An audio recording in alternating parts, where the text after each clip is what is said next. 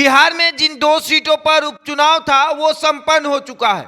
3 तारीख को मतदान होना था, वो भी हो चुका और बहुत शांतिपूर्ण तरीके से मतदान हुआ। कहीं कहीं थोड़ी बहुत झड़प देखी गई, लेकिन बहुत शांतिपूर्ण तरीके से मतदान जो है वो संपन्न हुआ। अगर हम मोकामा की बात करें तो मोकामा में 53.45% मतदान हुए, वहीं गोपालगंज में 51.48% मतदान हुए। लेकिन सबसे बड़ी बात कि इन दोनों जगहों पर मतदान बहुत शांतिपूर्ण तरीके से हुआ और बिहार भाजपा का ये कहना है कि दोनों जगहों पर भाजपा निकल रही है, तो वहीं दूसरी तरफ राजद का ये दावा है कि दोनों जगहों पर लालटेन जलेगा। लेकिन दोनों ही पार्टी के नेताओं की निगाहें जो हैं 2 नेताओं पर टिकी हुई थी। एक तरफ भाजपा की जो निगाहें थी वो मोकामा में सूरजभान सिंह पर टिकी थी, क्योंकि सूरजभान सिंह मोकामा में एक पकड़ रखते हैं। तो वहीं दूसरी तरफ राजद की जो निगाहें थी वो मोकामा में ललन सिंह, जो कि जेडीयू के राष्ट्रीय अध्यक्ष हैं और मुंगेर के सांसद हैं, उन पर टिकी हुई, क्योंकि उनका लोकसभा क्षेत्र है मोकामा।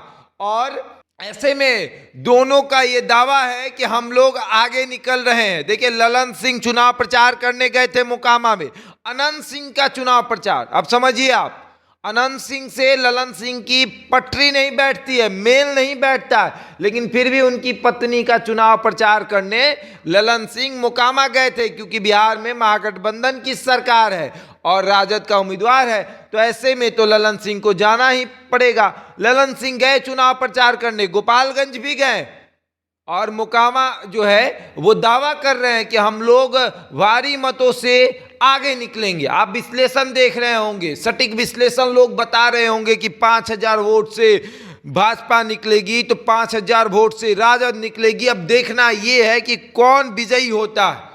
गोपालगंज में भी आप सटीक विश्लेषण देख रहे होंगे, लोग कह रहे होंगे कि भाजपा निकल जाएगी, हराना मुश्किल है, क्योंकि 17 साल बनाम राजद और साधु यादव और इधर 17 साल बनाम भाजपा था, तो कौन निकलेगा। हम आपको बताते हैं कि दोनों जगहों पर कौन निकलेगा। अब आप खुद सोचिए, एक तरफ है अनंत सिंह की पत्नी और उनके विरोध में, उनको हराने के लिए कौन उतरी है? ललन सिंह की पत्नी। लगातार चुनाव लड़ रही है और हर बार 1200-1300 वोटों से हार जाती हैं और इस बार उनको भाजपा से टिकट दिया गया और भाजपा ने अपने 40 दिग्गजों को मोकामा में उतारा चुनाव प्रचार करने के लिए और फील्डिंग करने के लिए। सबसे बाहुबली नेता और मोकामा में एक अच्छी पकड़ रखने वाले नेता को उतारा गया, नाम था सूरजभान सिंह। सूरजभान सिंह ने फील्डिंग की, भाजपा के प्रत्याशी की। वहीं दूसरी तरफ राजद ने अपने उम्मीदवार की फील्डिंग मजबूत करने के लिए जेडीयू के राष्ट्रीय अध्यक्ष ललन सिंह को उतारा, क्योंकि ललन सिंह का संसदीय क्षेत्र है मोकामा। और अब देखने वाली बात यह है कि दोनों में विजयी कौन होगा। तो मोकामा में अनंत सिंह की पत्नी को कोई नहीं रोक सकता है, वो निकलेंगी, लेकिन वोट मार्जिन ज्यादा नहीं होगा। 5000 बहुत अधिक होगा, 2000 से 3000 वोट मार्जिन होगा और इन्हीं वोटों से वो आगे निकलेंगी। वहीं दूसरी तरफ अगर गोपालगंज की बात करें तो गोपालगंज में जो बनिए हैं और जो भुनिहार है वो तेजस्वी यादव को धोखा दे दिए। उनका कहना था कि हम वोट आपको देंगे, लेकिन जो वोट है वो एक तरफा पड़ा भाजपा के कैंडिडेट को, सुभाष सिंह की पत्नी को।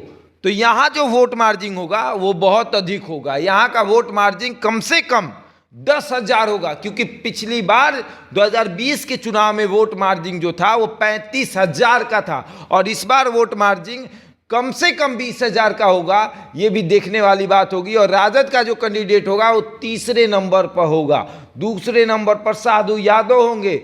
राजद का कैंडिडेट या तो पहले नंबर पे होगा या तो तीसरे नंबर पे होगा, या तो जीतेगा या तो फिर हारेगा, तो तीसरे नंबर पर आएगा। दूसरे नंबर पर तो साधु यादव अपनी पकड़ बनाए हुए हैं, क्योंकि 2020 के चुनाव में आप याद करिए कि साधु यादव दूसरे नंबर पर थे, 35,000 वोट से हारे थे, 35,000 वोटों की मार्जिन थी। अब देखने वाली बात यह है कि दोनों जगहों पर उम्मीदवार जो हैं कितना वोटों से विजयी होते हैं। और जो हारेंगे वो कितना वोटों से हारेंगे, कितना वोट मार्जिन रहेगा, ये भी देखने वाली बात होगी। बहरहाल इस खबर में इतना ही। बने रहे हमारे साथ और देखते रहें the India top.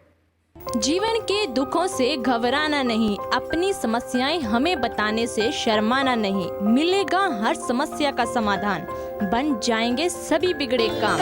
Astro Thakur ji, घर बैठे पाएं हर समस्या का समाधान।